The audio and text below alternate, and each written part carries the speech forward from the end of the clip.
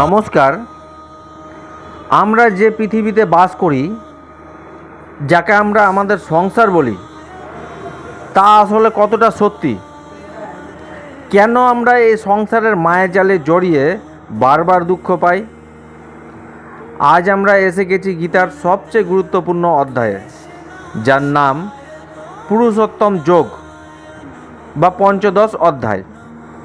স্বয়ং আদি শঙ্করাচার্য বলেছিলেন, কেউ যদি পুরো গীতা নাও পড়তে পারে, সে যদি শুধু এই একটি অধ্যায় ভালো করে বোঝে, তবে সে জীবনের পরম লক্ষ্য লাভ করতে পারবে।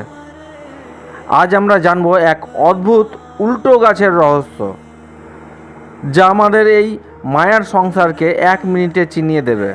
ভিডিওটা শুরু করার আগে আপনাদেরকে বলতে চাইছি, আপনারা এতদিন শুনছিলেন ভাগবত গীতা। আমরা খুব শীঘ্রই শুরু করতে চলেছি শ্রীমদ্ ভাগবত পুরাণ কথা। তাই আপনাদেরকে বলবো, এখনই আপনারা চ্যানেলটাকে সাবস্ক্রাইব করে রাখুন। শ্রীকৃষ্ণ এই অধ্যায়ের শুরুতেই একটা চমকপ্রদ রূপকের ব্যবহার করেছেন। তিনি বলেছেন, ঊর্ধ্ব মূলমধ্য শাখমস্যথং প্রাহুরবয়ম, অর্থাৎ এই সংসার হলো এমন একটা অসত্য গাছের মতন, মানে পিপল গাছের মতন, যার শিকড় বা মূল রয়েছে ওপরের দিকে, মানে পরমেশ্বরের কাছে, আর ডালপালা ছড়িয়ে আছে নিচের দিকে, মানে এই মর্তলোকে। সহজ কথায়, নদীর জলে যেমন পাড়ের গাছের একটা উল্টো প্রতিচ্ছবি দেখা যায়, আমাদের এই চেনা জগৎটাও আসলে সেই পরমাত্মার একটা প্রতিচ্ছবি মাত্র। আমরা গাছের ডালপালা, অর্থাৎ টাকা পয়সা, ঘরবাড়ি, সম্পর্কের মায়াজালে আটকে থাকি, কিন্তু ভুলে যাই যে এর আসল শিকড় লুকিয়ে আছে ওপরে, সেই ঈশ্বরের কাছে। শ্রীকৃষ্ণ বলেছেন, এই মায়ার গাছের কোনো শুরু বা শেষ সাধারণ মানুষ দেখতে পায় না। তাহলে এই মায়ার বন্ধন থেকে বাঁচার উপায় কি? কৃষ্ণ খুব সুন্দর সমাধান দিয়েছেন।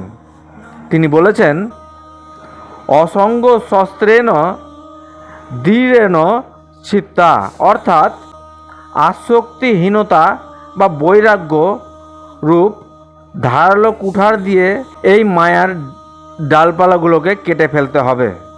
এর মানে এই নয় যে আপনি ঘর বাড়ি ছেড়ে চলে যাবেন। এর মানে হলো সংসারের সব দায়িত্ব পালন করবেন, কিন্তু মনের ভিতর কোনো মোহ বা অন্ধ আসক্তি রাখবেন না। জীবনের আসল উৎস যে ঈশ্বর, তা সবসময় মনে রাখবেন। এই অধ্যায়ের শেষ অংশে শ্রীকৃষ্ণ নিজেকে পুরুষোত্তম হিসেবে ঘোষণা করেছেন।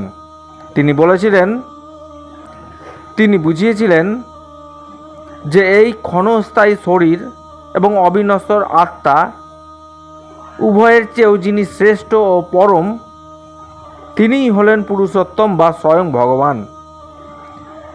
যিনি এই সত্যটি মনে প্রাণে বিশ্বাস করেন, তিনি সমস্ত বিভ্রান্তি থেকে মুক্ত হয়ে যান। আপনি কি এই মায়ার সংসারের ডালপালায় আটকে আছেন, নাকি আসল শিকড় অর্থাৎ ঈশ্বরের সন্ধান করছেন? কমেন্টে আপনার চিন্তা ভাবনা আমাদের জানান। পরবর্তী পর্বে আমরা জানব আমাদের ভেতরের দৈবী এবং আসুরি শক্তির লড়াই সম্পর্কে। ভিডিওটি ভালো লাগলে শেয়ার করুন, আর পরবর্তী ভিডিওগুলি দেখার জন্য চ্যানেলটিকে সাবস্ক্রাইব করে রাখুন। জয় শ্রীকৃষ্ণ।